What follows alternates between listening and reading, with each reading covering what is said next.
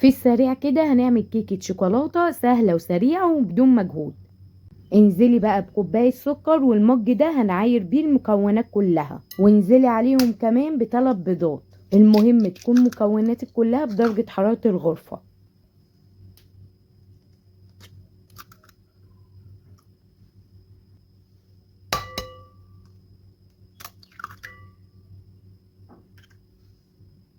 وكمان كوباية حليب، وانزلي بقى بكوباية زيت، وكمان رشة من الفانيليا. وتقدري تضربي المكونات دي في الخلاط، انا ضربتهم بالمضرب عادي.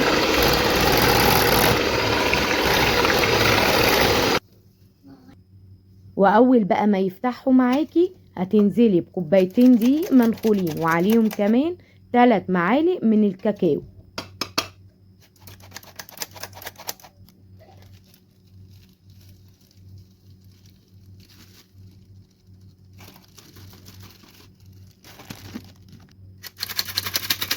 واخر حاجة طبعا هننزل بكيس البيكنج باودر، واضربيهم برضو في اتجاه واحد.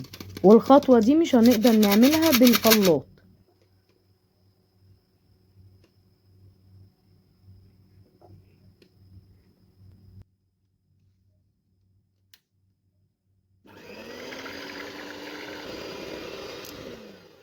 وهو ده بقى القوام المطلوب. هاتي بقى اي طاجن او صينية هتحطي فيها الكيك. لو صينية بايركس بنحط فيها دهنة بسيطة من الزيت وبس كده، لكن بقى لو صينية ألمونيا بنرشها شوية دقيق بسيط. هننزل بقى بالكيك في قلب الطاجن، وهندخله الفرن على درجة حرارة 180. هياخد منك تقريبا من نص ساعة لساعة الا ربع، وطبعا ما بنفتحش على الكيك غير بعد نص ساعة.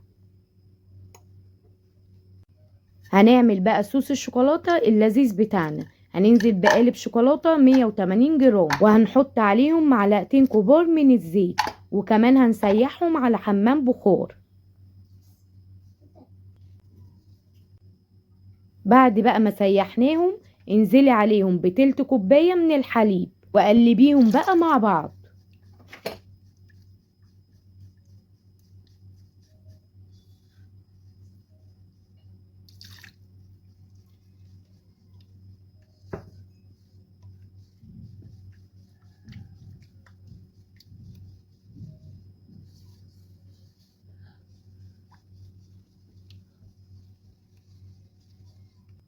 عايزة اقول لكم ان هو لازم يتحط في التلاجة عشان يتقل شوية، يعني كل ما بيبرد بيتقل. بعد بقى ما الكيكة تبرد هننزل عليها بصوص الشوكولاتة اللي احنا عملناه. شايفين القوام بعد ما حطيته في التلاجة؟ انزلوا بقى بصوص الشوكولاتة كله، وابدأي بقى سويه بالطاجن.